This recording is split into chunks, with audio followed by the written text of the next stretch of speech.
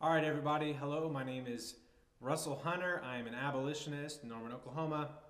And I know we're all very, very busy, and that really this is kind of a waste of time to answer this, but I wanted to answer an article by Jonathon Van Maren of the Center for, or the Canadian Center for Bioethical Reform. Just real quick, he wrote a hit piece against AHA, and mainly what it is, it's against AHA, trying to get people to not think about AHA and all that kind of stuff. But it goes and it attacks me by name, which I don't really care about. Anti-abolitionists attack me by name, doesn't really matter. And it attacks my credentials as a historian, keeps on referring to me pejoratively as like a fake historian and stuff. And I kind of want to respond to that because I just think it's like very nice. But I also just want to respond to the actual content because I think the article is designed to sort of create confusion, division, and distrust of AHA in general by means of trying to say that our history is bad. Van Maren says that like many pro-lifers, he saw AHA come on the scene in 2002, was very interested, liked our graphics and our slogans and so on and so forth. But that he doesn't like our outlandish historical claims we've increasingly made. We've been making them from the very beginning. Didn't start AHA until studying the history of abolitionism and saw this sort of stuff. We don't actually say that the people in the pro-life movement are not abolitionists. We usually generally say that the pro-life ideology is not abolitionist. It's more regulationist, incrementalist, so on and so forth. And that there are many, many pro-lifers who are actually closer to abolitionist in their thoughts, like that abortion is a gospel issue, that it's sin, it's murder, that it must be called sin and abolished immediately, and the focus ought to be on total abolition instead of like some abolition and stuff like that. Many, many pro-lifers, people who call themselves pro-lifers, individuals within the pro-life movement actually are very close to abolitionists, and we've never said anything different than that. But many pro-life leaders and people who are like in the industry of fighting abortion do disagree. But we've been making those claims from the very beginning, and he has a right to disagree with them and to defend the pro-life movement. Here's the history here. Most of these claims are made by one T. Russell Hunter, who refers to himself as a historian and purports in multiple lectures and online articles to have defined what an abolitionist is and is now attempting to reignite abolitionism. It's kind of mean, but that's okay, you're allowed to be mean. Refers to himself as a historian. I don't really care about credentials and that sort of stuff, but I mean, I do have like advanced degrees in history and in 19th century history. I did finish my master's in that and was studying PhD in history and reading about the abolitionists and what motivated them to seek the abolition of slavery when I left the PhD program to reignite abolitionism in America. But, this refers to himself as a historian thing is kind of, I don't know. I am not the arbiter of who is and is not an abolitionist, but I do sort of define for people in these lectures and stuff, what has kind of come to be known as the abolitionist. So like what historians generally mean when they use the term abolitionist, that it's absurd. So he says it's absurd to do this. And then he says it's based on a infantile understanding of the complexities of the long history of abolition across the globe. And then he cites his source, which is a Wikipedia article on abolition. Now, I am not anti-Wikipedia, really Wikipedia is fine, but that is his source to undermine my infantile understanding. So just one thing, on that actual Wikipedia site, there will be quotes from Pulitzer Prize winning historians and scholars that actually do say that abolitionism refers to the abolitionists. Generally, historians are going to use that term to refer to a specific group of individuals who rose in the 1830s in America, who sought the total and immediate abolition of human slavery in America, and that historians, even though the various people had called themselves abolitionists at different times, will kind of generally agree that when you say abolitionist, probably referring to an immediatist in the Garrisonian sense. But he goes on, after citing the Wikipedia article, he says, including an enormous variety of different abolitionist movements using different tactics and achieving different levels of success. Yes, I agree. People in the past achieved different levels of success and employed different tactics, and many of them called themselves abolitionists, and some of them then would actually refer to themselves not as abolitionists. He continues, AHA, okay, their claims are historically inaccurate, as Life Training Institute's Clinton Wilcox has already pointed out. Then he cites a pro-life philosophy blog spot, a fundamental flaw behind abolish human abortion, which is like a dismal, I mean, I'm sorry, it's just a bad argument against AHA, but it has nothing to do with history, really. But then he calls it philosophically feeble. Jonathon Van Maren continues, as a student of history myself, I'd like to draw attention to just two of their foundational errors. So he's got two foundational errors in this article. First is the definition of abolitionist and our loud attempts to specifically distinguish this term from pro-lifer, which isn't historical. The historical abolitionists didn't distinguish themselves from pro-lifers because the pro-life movement had not yet been invented. But the historical abolitionists, which we model ourselves after, which we see ourselves in the same stream, did in fact, as Garrison said, note that putting an end to the American Colonization Society and the gradual abolitionist movement, the gradual anti-slavery movement, they did call themselves abolitionists sometimes, was part and parcel of their movement. So yes, abolitionists like Garrison, the harshest truth guy, the editor of the Liberator, did distinguish themselves very much from other anti-slavery people. I invite you to get on Google. I invite you to go to the library and look this up. You will find over and over and over, historian after historian, popular, scholarly, whatever, saying abolitionists in America in the 1830s distinguished themselves and got into fights with other people who hated slavery, even some who called themselves abolitionists. First claim. Their claim to be exclusively in possession of the title of abolitionist based on their own invented definition is nonsense. So John Van Maren says that this whole thing's nonsense. One, don't set it up as a straw man, friend.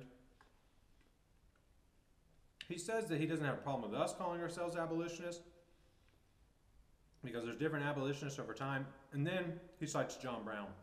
Standard thing that pro-choicers do when we show up and call ourselves abolitionists is to point to John Brown.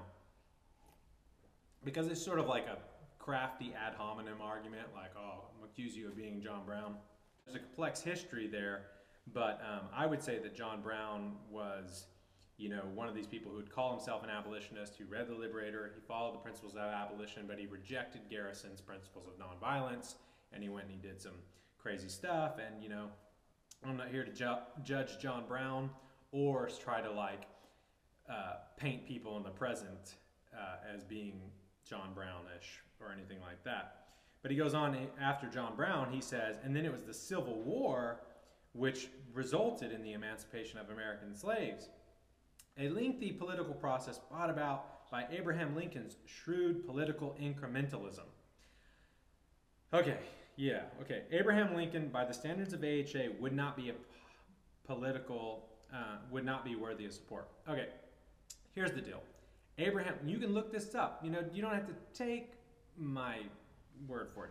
Abraham Lincoln himself, who was a colonizationist and not an abolitionist, Abraham Lincoln would literally say on the campaign trail, even when he was speaking against slavery, he would say he was not an abolitionist. He would actually say that people like Garrison, you know, the harshest truth, the Liberator, the abolitionist societies, all the tracts, all the pamphlets, all those people, Lincoln would say he was not an abolitionist because he was a colonizationist, he was a gradualist, and he was doing it political shrewd sort of thing.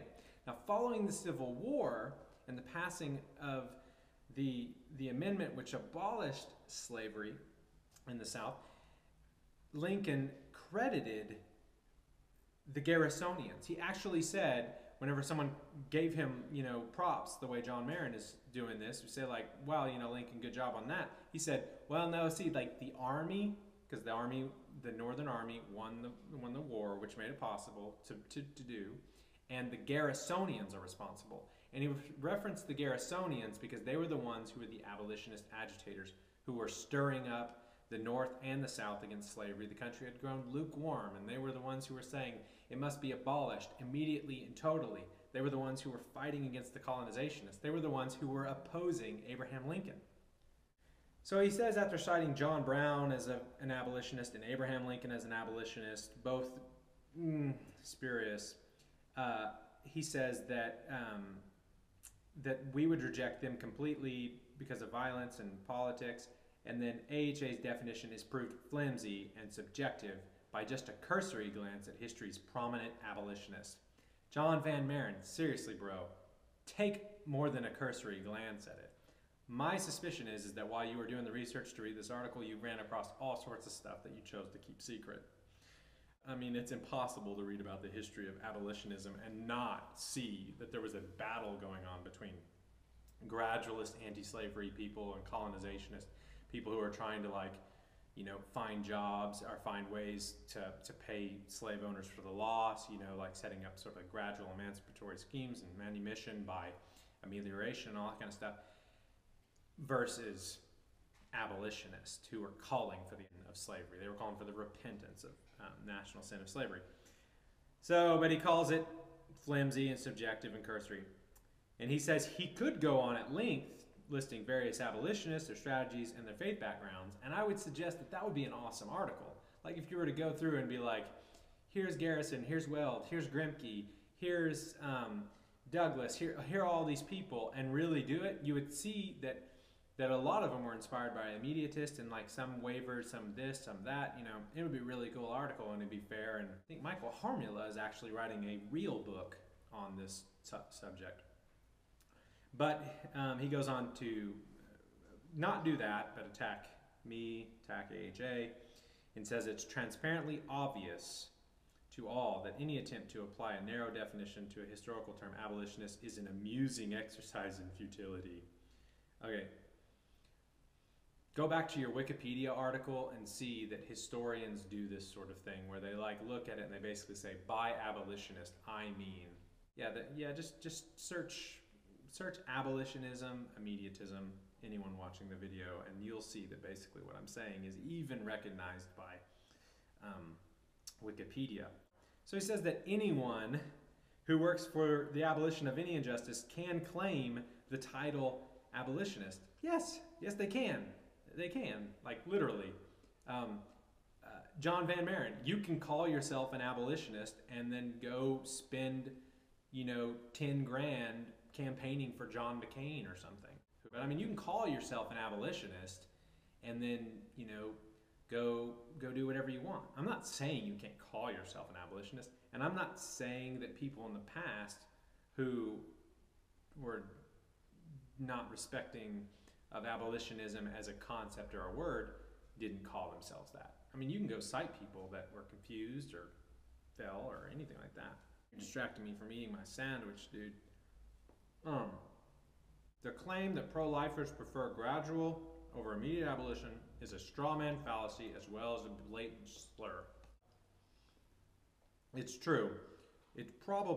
I think pro-lifers in general would prefer an immediate abolition of abortion. So we're going to amend the website.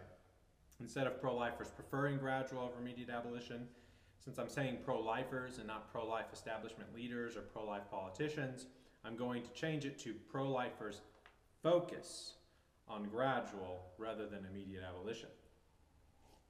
They focus on doing what they think is possible or probable or pragmatic, but they do not sort of focus on what they prefer.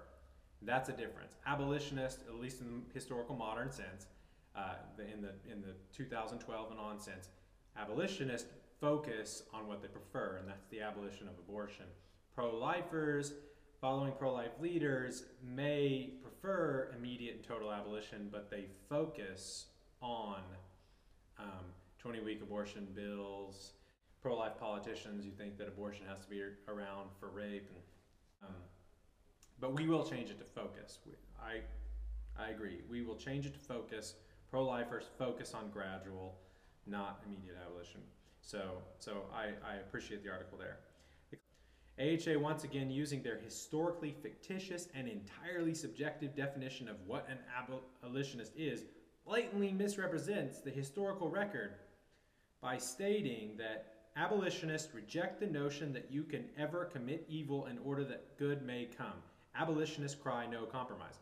So he states on our website, we say that you never should do evil that good may come, and that we reject that.